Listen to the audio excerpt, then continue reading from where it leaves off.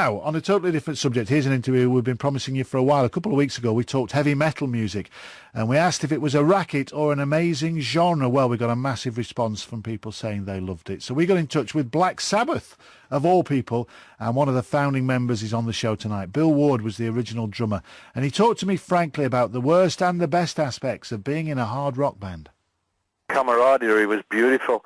That's the thing. I think that's the most important thing, was the fact that despite our misadventures, despite all the different problems we were facing, the band's camaraderie was just exceptional. I've never been in a situation since or before where four young guys could pretty much face anything and deal with anything, and still be as a team, as a group of young men facing pretty much anything that came our way, So what was it like? In that sense, it was very strong. Was it Bill? Was it mainly just focusing on the music, or did you lead that rock star lifestyle at that point? I mean, money permitting. Were there drink binges? Was there all that kind of stuff? Oh yeah, sure, yeah. I mean, I started in real early, so I was already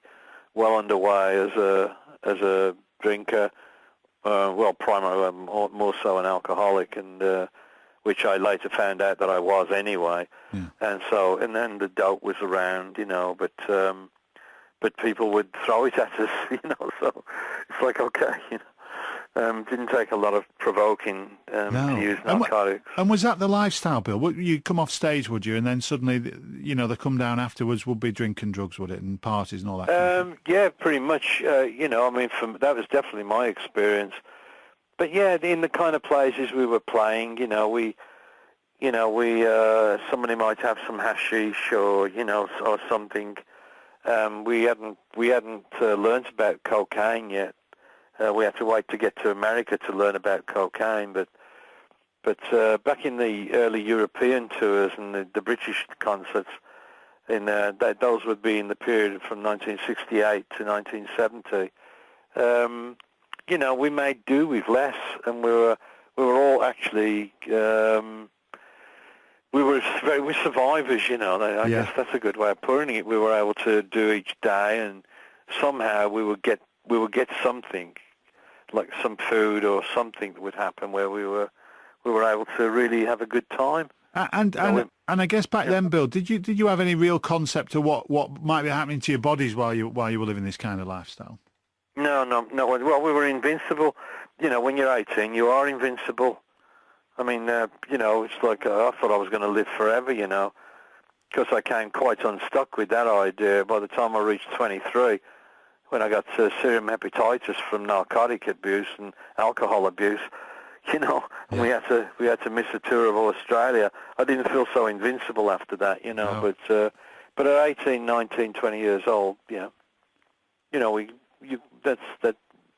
I mean, I know my children, like my sons, felt the same way when they were 20 years old. It's like, they had balls as big as beach balls, big as the moon, big balls. But as they've become fathers and adults, things have shrunk a little bit. I think it does. I think life shrinks us just a little bit. It does. It does with responsibility, doesn't it? How did you cope mentally with it all, Bill? Because you're saying those ages now, 18, 19, very young to be coping with what you were doing. Well, the money, property, and prestige hadn't shown up yet. So we were, we were just happy with the things that we were doing. Our goals were the next song, the next, what can we add to this song? How did you cope as a band when the money did start to roll in, when the music took off and things were huge? Well, whatever money came my way, I just spent it, It's just, I just had more parties, really. I just, I thought it would fix me, that's a real, may sound a very delusional statement, but I thought it would make me happy, Yeah. And of course it didn't.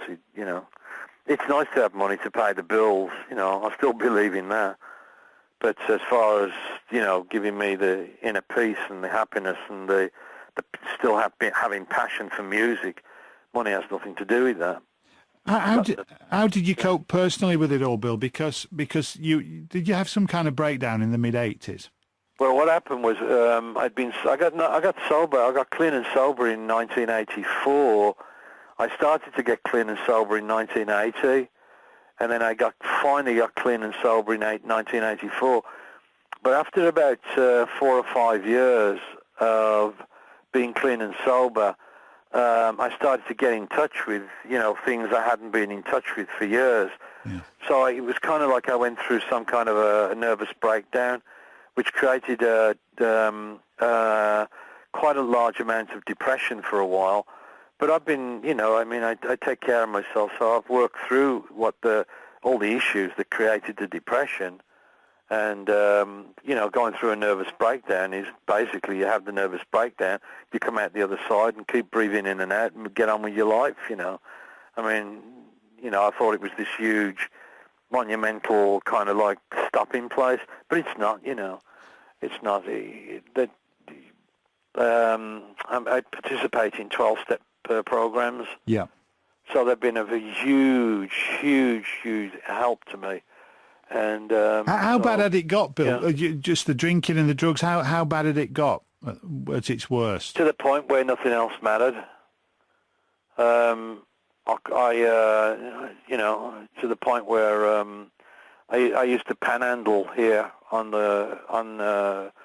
we have a place called Surf City, not far from where I live. Yeah. And it's actually Huntington Beach. But I panhandled in Huntington Beach, so I was panhandling for nickels and dimes, like just to get what we call a short dog. Short dog is a small drink, so it could have been a small bottle, a small shot of something. Yeah. But when were you doing that? When were you doing that, Bill? That was I was doing that in 1983 after I did Born Again. So where'd the money gone then from the band at that point?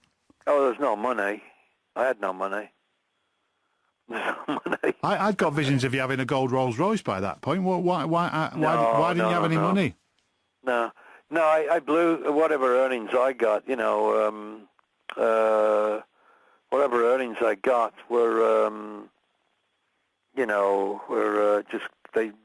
I drank it all. I drank my farm. I put that up my nose with cocaine. My Rolls Royce, I put that up my nose. My Bentley, I put that up my nose.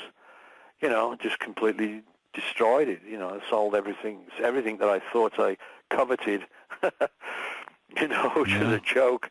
I gradually sold it all off, man. I needed to be high, And you talk about panhandling just for a drink. I mean, did that at that point, was that a revelation? Did that turn your life around? Did you think, well, I've reached rock bottom, or no, I don't want to?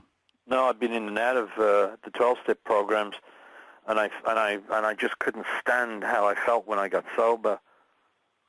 So I was hoping to die. I just basically wanted to drink and die. I mean, it's possible to get to a place like that. Not because of anything bad was going on. It's just that the booze meant more to me at the time than my children, my wife. At the time, it meant more to me than Black Sabbath. A bottle of booze meant more to me than anything else on earth, because it took away the pain. It took away, that's what it does. It takes away the pain and gives a feeling of euphoria for about 30 minutes, and Yeah. How long have you been clean and sober now? 28 years. A long, long time. Is it still a constant battle, Bill, or are you well and truly through? No, I don't struggle with alcohol or narcotics. Sometimes I struggle with life on life's terms, just like everybody.